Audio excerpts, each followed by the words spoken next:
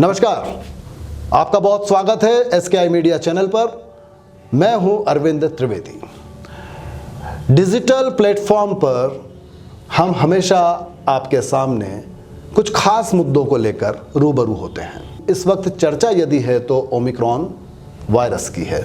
Covid से जैसे तैसे निजात पाने की और हम बढ़ रहे थे और ये ओमिक्रॉन ने आकर फिर तहलका मचाना शुरू कर दिया है।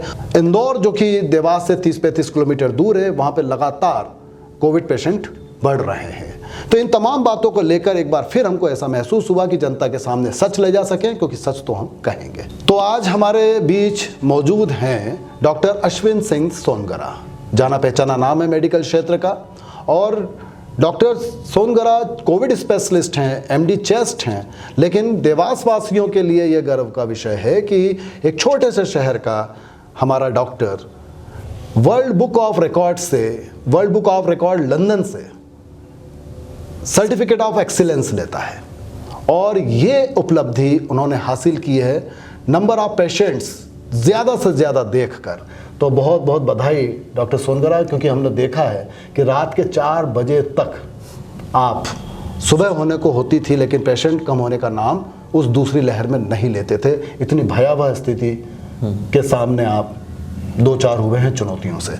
तो बात को शुरुआत करते हैं। जैसे कि मैंने आपसे कहा कि ओमिक्रॉन वायरस, तो मैं यहीं से बात शुरू करता हूं डॉक्टर साहब कि ओमिक्रॉन वायरस को लेकर आपकी क्या रिसर्च है, क्या है ये ओमिक्रॉन वायरस? क्या ये उतना ही खतरनाक है जितना कि ये म्यूटेंट, जो पिछला म्यूटेंट कोविड का था जिसे डेल्टा कहा गया, क्या उतना ही? निश्चित तौर पर पिछले 1.5 से 2 सालों में हमने देखा है कि निरंतर कोविड का सीवियरिटी लेवल जो है वो ग्रेजुअली बढ़ता जा रहा है। ये हर वायरस का ट्रेंड होता है कि उसमें ग्रेजुअली म्यूटेशंस होते हैं और वो एक नया रूप हमेशा गेन कर लेता है। तो ऐसे बहुत सारे वेरिएंट्स आए हैं, alpha, beta, gamma, theta, delta और ओमिक्रॉन हम जो ले रहे हैं अभी। तो इसमें ओमिक्रॉन के लिए हमने थोड़ा सा डर का विषय इसलिए आया था, अफ्रीका से जब ये ओरिजिन हुआ था तो WHO ने अपनी रिसर्च में पाया था कि इसकी स्पाइक प्रोटीन्स में 30 से ज़्यादा म्यूटेशंस थे जो कि क्रिटिकल लेवल से ऊपर थे। तो जिस वायरस के स्ट्रेन में इतने ज़्यादा म्यूटेशंस हो उसका इन्फेक्टिविटी रेट बहुत ज़्यादा होता है। तो ये हम प्रेडिक्ट नहीं कर पा रहे थे कि ये ह्यूमन सिस्टम झेल पाएगा उसको ठीक तरीके से, या फिर ये बहुत एबनॉर्मल तरीके से बिहेव करेगा जैसे कि डेल्टा वेरिएंट ने किया था। डेल्टा वेरिएंट से ये 2 to 3 टाइम्स ज़्यादा इन्फेक्टिव है। और डेल्टा जब इतना खतरनाक था सेकेंड वेव में, तो सब एक्सपेक्ट कर रहे हैं कि अगर ओमिक्रॉन है और इतना ज़्यादा इन्फेक्टिव है, डेल्टा से भी स्ट्रॉन्ग है, तो हो सकता है कहीं ना कहीं इसका सीवियरिटी लेवल ज़्यादा होगा। लेकिन पुराने अभी जो डाटा आ रहे हैं अफ्रीका से, अफ्रीका में इनफैक्ट 4th वेव का डिक्लाइनिंग ट्रेंड उन लोगों ने डिक्लेयर कर दिया है। US में 5 लाख से ज़्यादा केसेस अभी पर डे आ रहे हैं ओमिक्रॉन के। लेकिन अभी इन्फेक्टिविटी रेट ज़्यादा होने की बजाय भी के बावजूद भी इसका जो मोर्टेलिटी रेट है इसके कारण होने वाला वो काफ़ी कम है। जनहानि कम है। कारण आप बोल सकते हैं कि पुराने जो इन्फेक्शंस हुए हैं उससे इम्यूनिटी अभी भी रिटेन हो रही है, और दूसरा एक कारण है कि वैक्सीनेशन हमारे यहाँ मैक्सिमम जगह सेकेंड डोज से ऊपर हो चुका है, तो इस कारण से एक इम्यूनिटी डेवलप हो गई है। तो ओमिक्रॉन का जो थियोरेटिकली हम एक्सपेक्ट कर रहे थे कि ज़्यादा क्रिटिकल लेवल उसका ज़्यादा है, क्रिटिकलिटी लेवल, लेकिन वैसा प्रूव नहीं हो रहा।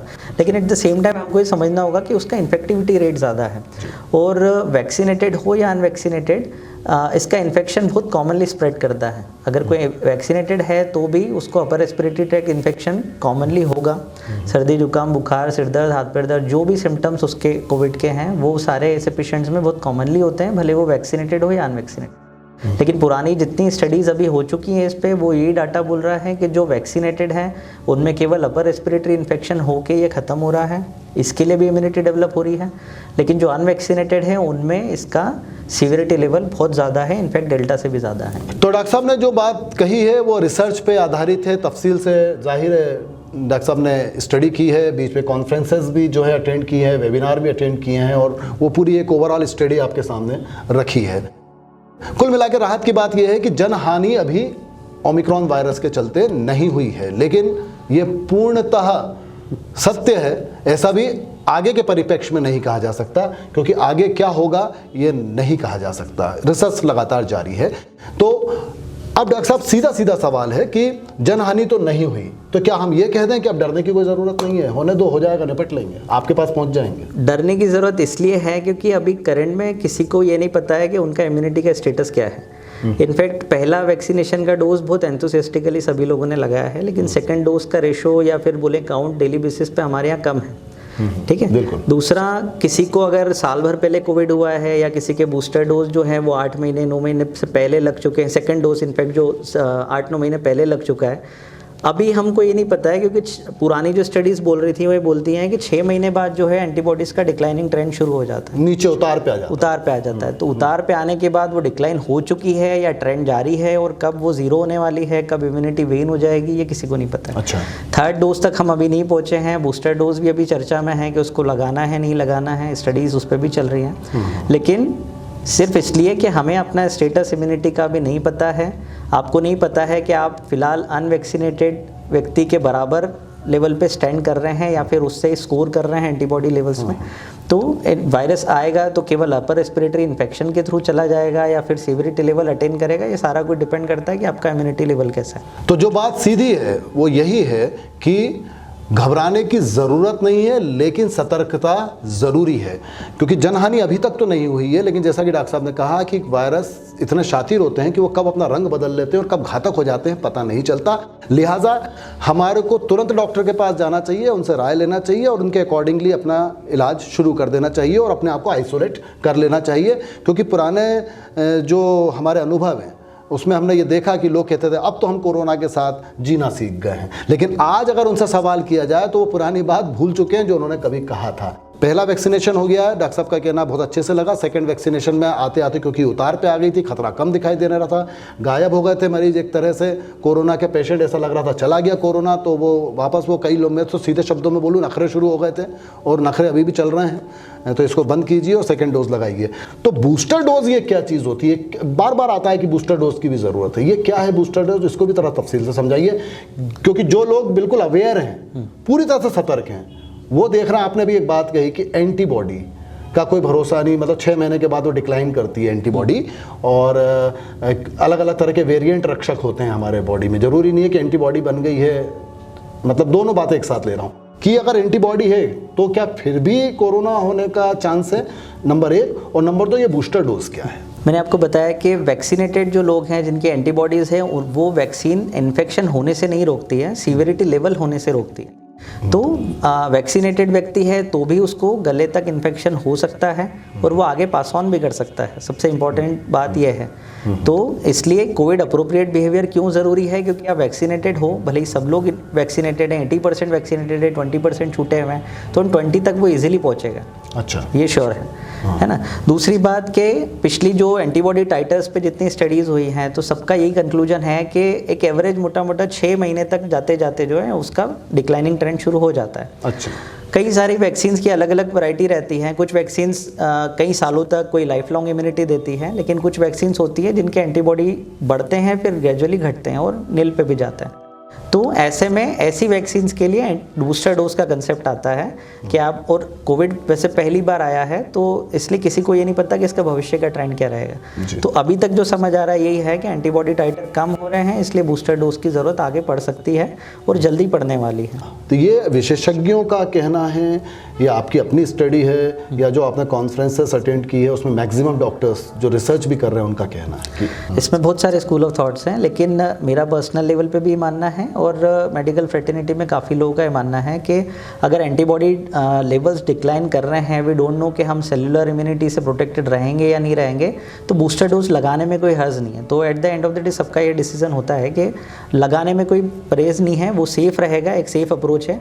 और आगे वेरिएंट्स ओमिक्रॉन या फिर आगे म्यूटेट होकर वेरिएंट कुछ ऐसे रूप ले लें जो कि पूरे मैकेनिज्म्स को स्केप कर जाएं, उससे बेटर है कि हम आज के लिए तैयार हों। बूस्टर डोज ज़रूरी है, लेकिन बूस्टर डोज कब ज़रूरी है? मान लीजिए मेरे को सेकंड वैक्सीनेशन लिए हुए 6 महीने हो चुके हैं। देखिए ऐसा कोई कंसेंसस अभी आया नहीं कि एग्जैक्टली कितने महीने का मैं gap लेना होना चाहता हूं, चाहिए। लेकिन मुझे कब लेना लेकिन अगर ऐसा है कि बूस्टर डोज आता है तो मैक्सिमम केसेस में वो रिकमेंडेशन ये रहेगी कि आपको सेकंड डोज जब लगा उसके 6 महीने के गैप के बाद में उसके मतलब उसका जब वो सही डिक्लाइन समय होते हैं एंटीबॉडीज अभी। जी हाँ, क्योंकि सब कुछ अभी तोल मोल जो रहे हैं हम वो एंटीबॉडी से तोल मोल रहे हैं, क्योंकि अन्य वेरिएंट कितना काम कर रहे हैं, एक एक चीज़ पर अगर स्पेसिफिकली जाएं अलग अलग तो बड़ा मुश्किल हो जाएगा। इसलिए अभी हमने सीधा एक क्राइटेरिया बनाया एंटीबॉडी, 6 महीने में डिक्लाइन होंगे तो आप एक बूस्टर डोज लगवा लें, ऐसा एक रिकमेंडेड हाँ, मान लें रिकमेंडेशन कि ये ट्रीटमेंट है। हाँ, आगे प्रोटोकॉल में इंक्लूड हो सकता है। हो सकता है। चलिए, मतलब तमाम कोशिशें जारी हैं, मेडिकल साइंस हर तरह की कोशिश कर रहा है, प्रशासन हर तरह की कोशिश कर रही है, सरकार हर तरह की कोशिश कर रही है, लेकिन हम हर तरह की कोशिश कर रहे हैं या नहीं? और हमें सिंपल कोशिश करना है, मास्क पहनना है, सोशल डिस्टेंसिंग रखना है, ज़्यादा भीड़ भाड़ी वाली जगहों पे अभी जाने से परहेज़ करना है, बड़े बड़े प्रोग्राम्स में जाने से परहेज़ करना है, और एक समय है, ये फेज़ है, इसको निकल जाने देना है। डॉक्टर साहब, तीसरी लहर की बात कर रहे हैं, तो यह तीसरी लहर आ चुकी है, हमारे मुख्यमंत्री जी कह रहे हैं तीसरी लहर आ चुकी है, आपकी नज़र में क्या है और आ गई है तो? और हाँ, कुछ मैथमेटिशियंस जो होते हैं, जो मैथमेटिकल डेटा लेते हैं, उनका भी ये कहना है कि 14 जनवरी से लेके जनवरी के लास्ट वीक तक ये पीक पे जाएगी, तो थोड़ा सा इसके बारे में तफसील से बताएं। जी बिल्कुल, पुराने एपिडेमियोलॉजिकल ट्रेंड्स अगर स्टडी करें हम, और जो अभी तक हमारे यहाँ भी ट्रेंड रहा है, बाकी जगह जो केसेस स्टार्ट हो गए आने, तो डेफिनेटली थर्ड वेव स्टार्ट हो गई है। देवास में, चूँकि देवास का प्रॉपर अभी तक पहला केस कोई नहीं आया है, लेकिन हाँ, पहला केस आने से लेके पीक तक जाने में समय लगता है, इसमें भी कोई डाउट नहीं।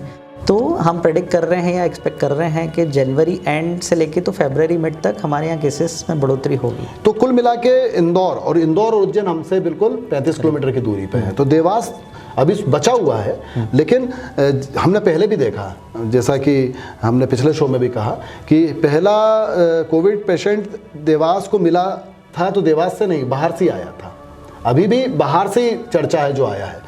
तो ऐसी स्थिति में देर नहीं लगेगी, क्योंकि इंदौर में भी ओमिक्रॉन के पेशेंट्स 7-8 की संख्या में आ चुके हैं, और जिससे, जैसा कि आपने कहा, स्प्रेड तेज़ी से होंगे।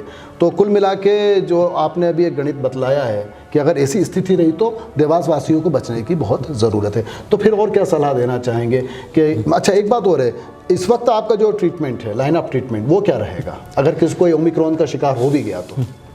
देखिए, स्टार्टिंग से ट्रीटमेंट में हिट एंड ट्रायल्स काफ़ी शुरुआत में हुए, उसके बाद फिर कोविड स्पेसिफिक काफ़ी ड्रग्स भी आए, जैसे फेविपिराविर आया। अभी लेटेस्ट में हमारे पास 2-3 रेजिमेंट नए आए हैं।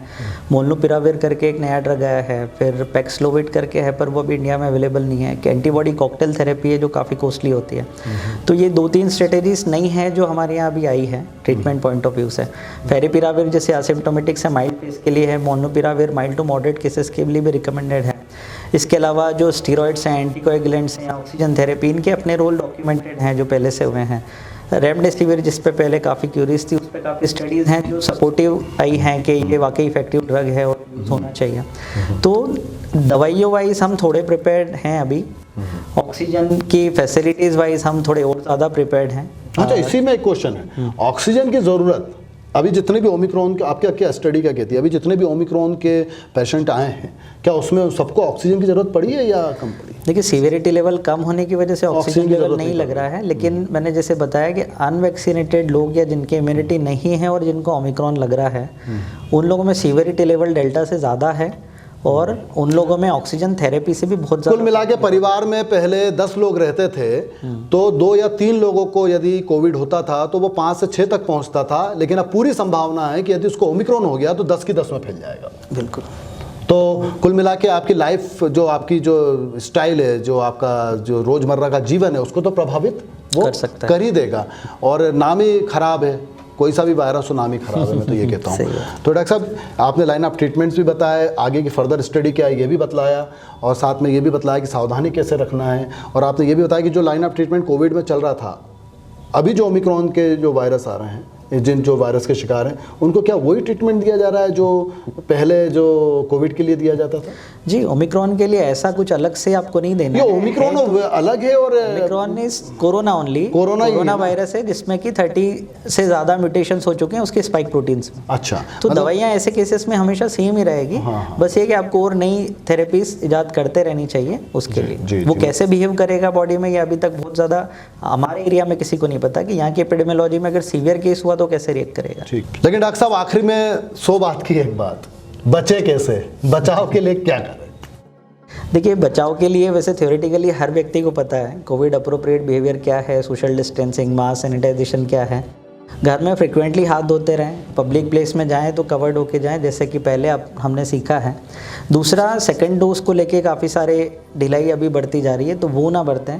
सेकंड डोज किसी का पेंडिंग है तो लगाना ही है, स्पेशली कोमॉर्बिडिटीज़ है तो आपने बिल्कुल रिस्क नहीं लेनी है।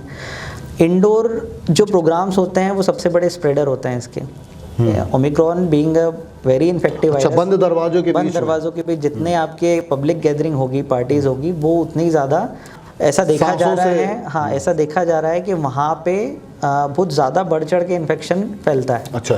हाँ, तो पुराने ट्रेंड से, मतलब डेल्टा वेरिएंट ले लो या उसके पहले के वेरिएंट। प्रश्न ये उठता है कि यदि किसी को जैसे कहा गया 84 दिन बाद सेकंड डोज लगना चाहिए, कोवैक्सीन है तो 28 दिन बाद लगना चाहिए। अब मान लीजिए सेकंड डोज की मेरी इच्छा हो गई, पहले मेरे को किसी ने भ्रमित कर दिया था, उकसा दिया था, भड़का दिया था, मैंने नहीं लिया, लेकिन अब मेरे को सही डॉक्टर सोनगरा मिल गए और उन्होंने कहा कि नहीं आपको लेना चाहिए, मैं कन्विंस हूँ।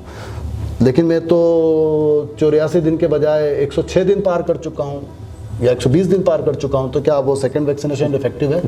जी बिल्कुल, ऐसा भी ये स्टडीज़ ने बताया था कि आपको पहले और सेकंड डोज के बीच में 3 महीने की गैप रखनी। कभी कोई मैथमेटिक्स ऐसा यहाँ पे वो नहीं होता कि 2 + 2 4 है। तो आप स्ट्रेट फॉरवर्ड, आपको जब रियलाइजेशन हो रहा है उस पॉइंट पे एक डोज लगाइए और आगे का फिर या तो एंटीबॉडी टाइटर कराएं या फिर जैसा डॉक्टर आपको रिकमेंड करें, आपकी क्लिनिकल स्टेटस है। इस बीच एक और चीज़ मतलब मैक्सिमम लोगों के साथ हुई है कि एक बार वो इन्फेक्ट भी हुआ है देवास में, जिस हिसाब से ट्रेंड रहा है। तो एक नेचुरल इन्फेक्शन जो है उसको भी आप इम्यूनिटी इसके वैक्सीन के एक डोज के साथ आप कंपेयर कर सकते हैं। खास बात कही आपने कि तो उससे आपको प्रोटेक्टेड रहना है। दूसरा, एक और चीज़ मैं ऐड करना चाहूँगा जो हमारे बिहेवियर में मैंने ग्रेजुअली नोटिस करी है पिछले कुछ समय में, जब से हमने कोरोना को भूला है, कि हाथ मिलाने का ट्रेंड जो है हमारे यहाँ पे पहले बीच में बंद हो गया था, नमस्ते का ट्रेंड आ गया था, जो कि हमारी संस्कृति में सिखाती है। लेकिन हाथ मिलाना बहुत बड़ा फैक्टर होता है इसके ट्रांसमिशन में, क्योंकि हर व्यक्ति का एक ना एक बार चेहरे तक उसका हाथ जाता ही है। इनकेस वो कैरियर है या फिर उसने खांसा भी है या इन्फेक्टिव है, तो वो हाथ के जरिए बहुत स्पीड से फैलता है। चलिए, सांस के जरिए तो फैलता है। एक बार फिर नमस्ते पे आ जाइए और हाथ को मिलाना बंद कर दीजिए, क्योंकि अगर ओमिक्रॉन हाथ में है तो 5 गुना ज़्यादा तेज़ी के साथ फैलेगा और आपके 5 गुना चांसेस आपके खुद के होने के बढ़ गए। क्योंकि अगर कोविड के टाइम पर अगर आपका यह हाथ जो वायरस से ग्रस्त है अगर चेहरे पर आ भी जाता था तो शायद हो सकता था कि वो 5 मिनट बाद आता, लेकिन अगर इस पर ओमिक्रॉन है तो वो 1 मिनट बाद ही आ जाएगा। मैं तो कुछ इसी तरह से बात कर रहा हूँ। तो कुल मिला के नमस्ते, भारतीय संस्कृति हमारी वो अपनाएं और दूरी बना के रखें। बचाव ही सबसे बड़ा इसमें कहना चाहिए इलाज है। तो डॉक्टर साहब, आपने बहुत महत्वपूर्ण जानकारी अपने कीमती समय में से निकाल के SKI मीडिया के तमाम हमारे डिजिटल प्लेटफॉर्म के दर्शकों को दी है। बहुत बहुत धन्यवाद। और एक रिक्वेस्ट, ज़्यादा से ज़्यादा शेयर करें, इस बात को ज़्यादा से ज़्यादा शेयर कीजिए और शेयर करने के लिए सब्सक्राइब का बटन दबा दीजिए, बेल आइकन दबा दीजिए, चैनल को सब्सक्राइब कर लीजिए, ताकि हम समय समय पर मेडिकल से संबंधित जानकारियाँ आपके सामने लाते रहे, उसका नोटिफिकेशन आप तक आता रहे। तो बहुत बहुत धन्यवाद। हमें इजाज़त दीजिए। डॉक्टर सोनगरा, आपको भी बहुत बहुत धन्यवाद। नमस्कार।